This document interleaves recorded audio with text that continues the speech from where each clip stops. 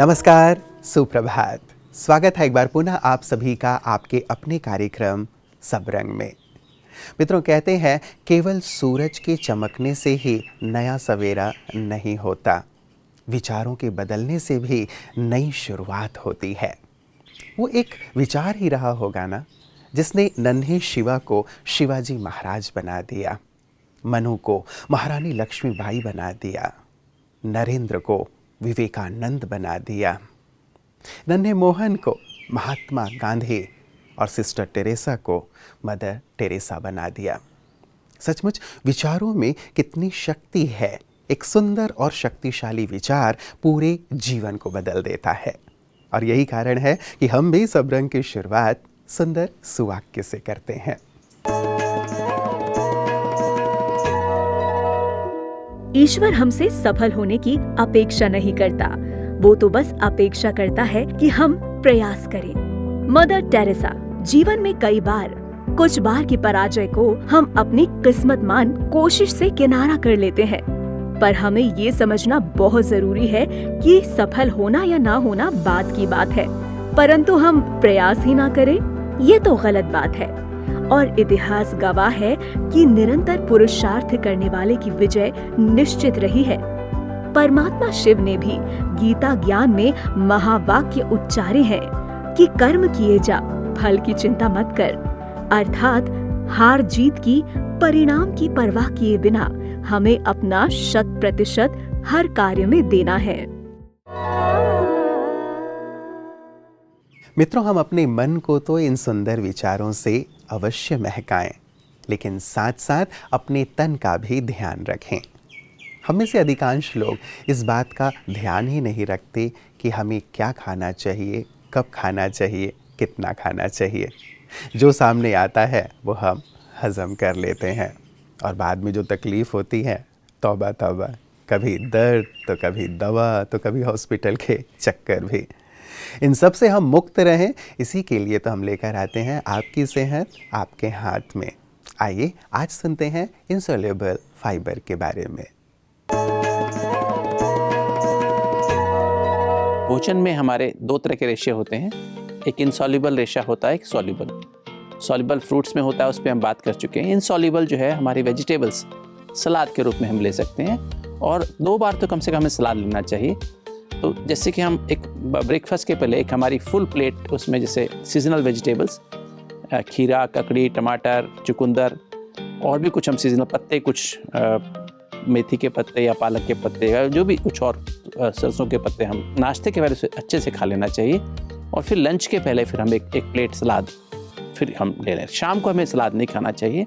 और ये अगर आप एक प्लेट सुबह और एक प्लेट दोपहर में खाते हैं, एक झाड़ू का काम करता है, और इससे हमारे सारी आंतें साफ़ हो जाती हैं। 24 फुट लंबी आंत है, और प्लस इसमें जो रेशा होता है वो हमें डायबिटीज़, क्योंकि इसमें कैलोरीज बहुत थोड़ी रहती हैं और फाइबर ज़्यादा होता है, तो हमारी डायबिटीज़ में मदद मिलती है, ब्लड प्रेशर में मदद मिलती है, हमारा कोलेस्ट्रॉल कम करने में मदद मिलती है, हमारी एसिडिटी ख़त्म हो जाती है, कब्ज़ी ख़त्म हो जाती है, और वैसे भी जोड़ों में दर्द, वायु रोग वगैरह भी आपके कम हो जाएंगे।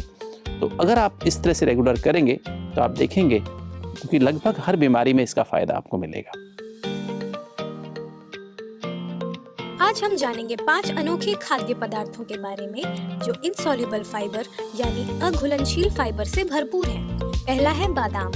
1 कप बादाम में 14 ग्राम इनसॉल्युबल फाइबर होता है। यह एंटीऑक्सीडेंट्स और विटामिन ई से भरपूर होते हैं। ये ब्लड शुगर, ब्लड प्रेशर और कोलेस्ट्रॉल के लिए भी बहुत फायदेमंद होते हैं। दूसरा है मटर। 1 कप मटर में 15 ग्राम इनसॉल्युबल फाइबर होता है। यह कई पोषक तत्वों से भरपूर होते हैं और हमें हृदय रोग, कैंसर और डायबिटीज जैसी बीमारियों से भी बचाते हैं। तीसरा है सोयाबीन। 1 कप सोयाबीन में 17 ग्राम इनसॉल्युबल फाइबर होता है। ये हमारी हड्डियों और ब्लड सर्कुलेशन के लिए बहुत लाभकारी है और नींद संबंधित बीमारियों को भी दूर रखते हैं। चौथा है पालक। 1 कप पके पालक में 5 ग्राम इनसॉल्युबल फाइबर होता है। यह हमारी आँखों और मस्तिष्क के लिए अत्यंत लाभकारी है और रोग प्रतिरोधक क्षमता को भी बढ़ाता है। पांचवा है फूल गोभी। 1 कप पके फूल गोभी में 5 ग्राम इनसॉल्युबल फाइबर होता है। इनमें फैट बिल्कुल नहीं होता और ये एंटी इन्फ्लेमेटरी, एंटीवायरल और एंटी बैक्टीरियल तत्वों से भरे होते हैं। मित्रों, इस दुनिया में हजारों आते हैं, हजारों जाते हैं, लेकिन कुछ लोग इस दुनिया में ऐसे होते हैं जो जाने के बाद भी नहीं जाते, हमारी यादों से, हमारे दिलों से। ऐसी ही एक महान विभूति थे प्रजापिता ब्रह्मा कुमारी ईश्वरी विश्वविद्यालय के महान राजयोगी दादा चंद्रहास जी, जिन्होंने अपने संपूर्ण जीवन को मानवता की सेवा अर्थ अर्पित कर दिया। जब तक वे संसार में थे, औरों के लिए जिए, औरों को प्रकाशित किया। आइए महकती यादों में उनके जीवन से प्रेरणा प्राप्त करते हैं। हम सबके परम आदरणीय दादा चंद्रहास बाबूजी आदि रत्नों में विशेष रत्न रहे। सृष्टि चक्र के इतिहास में कुछ पन्ने ऐसी विभूतियों को समर्पित हैं जो न इतिहास से मिटाए जा सकते हैं और न दिलों से भुलाए जा सकते। जी हाँ, हम बात कर रहे हैं उस आदि रत्न विशेष विभूति दादा चंद्रहास जी की। दादा चंद्रहास जी का लौकिक नाम माधव था। बाबा लाड़ प्यार से चंद्रहास बाबूजी कहकर बुलाते थे। साकार मुरलियों के टेप रिकॉर्डिंग में आपकी आवाज बाप दादा से भी पहले सुनाई देती है। आपको ज्ञान रत्नों को जमा करने का विशेष शौक था। आप यज्ञ के प्रारंभ में बहुत ही छोटी आयु में लौकिक के अनेक सितम सहनकर बंधनों को पार कर बाबा के पास आए और समर्पित हो गए। सृष्टि चक्र का चित्र बनाने में आपका विशेष योगदान रहा। ईश्वरीय सेवाओं के प्रारंभ में आपने मुंबई में सेवाएं दी और बेगरी पार्ट में विशेष मददगार बने। आपको बाबा ने यज्ञ के भवनों के निर्माण के निमित्त भी बनाया और आपने इस सेवा से बहुतों को बहुत सुख दिया। आप बहुत ही निर्माणचित, कम खर्च वाला नशीन, बाप दादा के साथ, सर्वात्माओं के साथ सदा लवली, सबको आगे बढ़ाने वाले तथा मिलनसार स्वभाव के थे। आप 27 दिसंबर 2009 को अपना पुराना शरीर छोड़कर अव्यक्त वतनवासी बने। मित्रों, हम जो कार्य करते हैं कई बार केवल करने के लिए कर जाते हैं, सतही तौर पे करते हैं या अनमने मन से कर जाते हैं। उसमें हमें सुख नहीं मिलता, आनंद नहीं मिलता। यदि हम उसी कार्य को बहुत दिल से, हृदय से, गहराई से करें तो हमें भी सुकून मिलता है और सामने वाले को भी बहुत आनंद प्राप्त होता है। तो क्यों ना अपने हर कार्य को इसी रूप में हम किया करें। आइए प्रोफेसर राजीव शर्मा जी से सुनते हैं, ज़रा ये भी सुनो। सभी देखने सुनने वालों को प्रोफेसर राजीव शर्मा का सादर नमस्कार। एक बार सोने के कलश ने मिट्टी के घड़े से प्रश्न किया कि अय मिट्टी के घड़े में सोने का बना हुआ हूं, इसके बावजूद मेरा पानी उतना मीठा और उतना शीतल नहीं रहता जितना तेरा रहता है।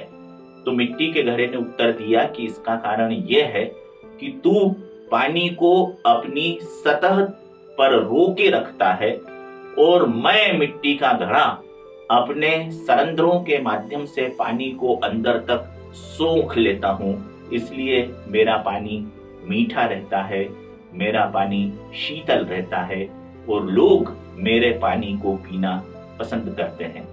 कहने का मतलब ये है कि जीवन में जो भी काम करें उसमें यदि सफलता प्राप्त करनी हो तो उस काम को सतह तक न करें बल्कि अंतर मन से करें। नमस्कार, थैंक यू, धन्यवाद, शुक्रिया। वर्षों पूर्व एक विदेशी के मुख से एक बात सुनकर मेरा सीना गर्व से चौड़ा हो गया था। चाहता हूं कि आज वो आपके साथ शेयर करूं। उसने ये कहा था कि हमारे देश में एक मान्यता है कि यदि तुम अच्छे कर्म करोगे तो तुम्हारा अगला जन्म भारत में होगा, क्योंकि भारत पुण्य भूमि है। सचमुच कितनी सुंदर सी बात है ना। लोग भारत भूमि में, इस आध्यात्मिक भूमि में जन्म लेने के लिए तरसते हैं और ये मानते हैं कि जो यहाँ पैदा होता है वो निश्चित रूप से पुण्य आत्मा है। हमारा देश कितना सुंदर आध्यात्म से भरा हुआ है। अध्यात्म की ऐसी गहराई शायद संसार में और कहीं प्राप्त ना हो। हमारे देश के कोने कोने में अध्यात्म के सुंदर रंग हैं। आइए आज चलते हैं केरला और जानते हैं किस प्रकार केरल ने अध्यात्म में अपनी सुंदर भूमिका अदा की है।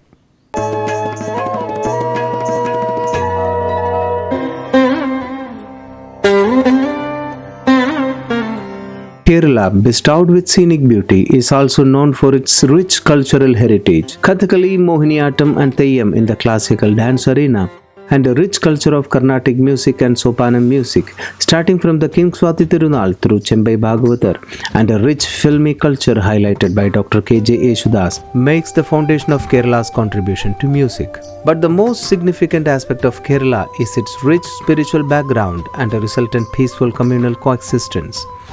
Being the homeland of great spiritual reformers like Adi Shankaracharya, who brought in Hindu Renaissance, Sri Narayana Guru, the Irava saint, and Ayyankali, the leader of the anti-caste movement, has set a high spiritual standard for an exemplary communal cooperation.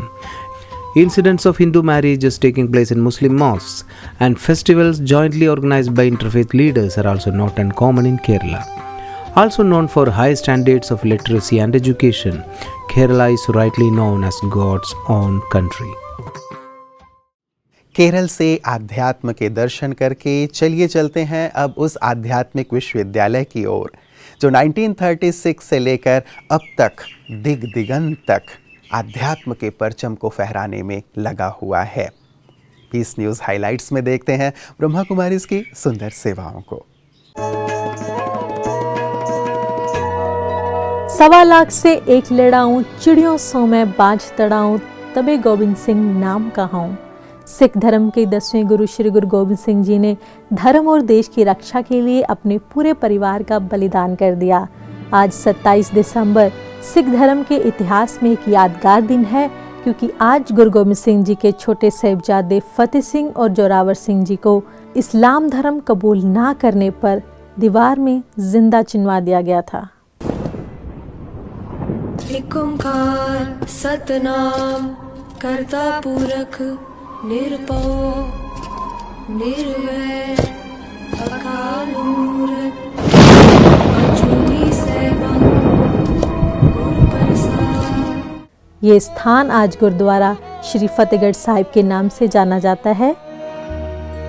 मित्र प्यारे नु मित्र प्यारे नु हाल मुरीदां दा कहना मित्र प्यारे नु मित्र प्यारे नु। ये शहादत दिवस हमें प्रेरणा देता है कि जीवन में कितना भी कठिन समय आए, हमें हिम्मत नहीं हारनी चाहिए, निडर बनकर आगे बढ़ते रहना चाहिए। अध्यात्म भी हमें यही सिखाता है कि त्याग और बलिदान की भावना से और सत्य के मार्ग पर निडर होकर आगे बढ़ने से जीवन की हर चुनौती को पार किया जा सकता है। फतेहगढ़ साहिब सरहंद कैरटाया सी, फतेहगढ़ साहिब सरहंद कैरटाया सी, जदों ਸਾਹਿਬਜ਼ਾਦਿਆਂ ਨੂੰ ਨੀਹਾਂ 'ਚ ਚੜਾਇਆ ਸੀ। ਜ਼ਾਲਮਾਂ ਨੇ ਹੱਦਾਂ ਉਦੋਂ ਟੱਪੀਆਂ ਸੀ ਬਹੁਤੀਆਂ, ਮਹਾਨ ਨੇ ਉਹ ਰੂਹਾਂ ਭਾਵੇਂ ਉਮਰਾਂ ਨੇ ਛੋਟੀਆਂ। ਫਤਿਹਗੜ੍ਹ ਸਾਹਿਬ ਸਰਹੰਦ कैरटाया सी, जदों ਸਾਹਿਬਜ਼ਾਦਿਆਂ ਨੂੰ ਨੀਹਾਂ 'ਚ ਚੜਾਇਆ। तो मित्रों, ये था आज का सब रंग। उम्मीद करता हूँ आपको बहुत पसंद आया होगा। इसे हम केवल सुने ना, लेकिन अपने जीवन में अवश्य शामिल करें, तभी तो जीवन खुशहाल होगा, आनंद से परिपूर्ण होगा। मेरा एक मित्र हमेशा कहा करता था कि सारे दिन में कम से कम एक काम ऐसा करो कि रात को जब बिस्तर पर जाओ तो गर्व महसूस करो। सब रंग में हम कुछ ऐसी ही बातें देते हैं जो आपको गर्व महसूस कराने वाला हो। तो ज़रूर इसे आज अपने जीवन में शामिल कीजिएगा और जब रात को बिस्तर पे जाएं तो सुकून की नींद सोइएगा। तो आपका दिन बहुत बहुत शुभ हो, मंगलमय हो। इसी शुभकामना के साथ नमस्कार, ओम शांति।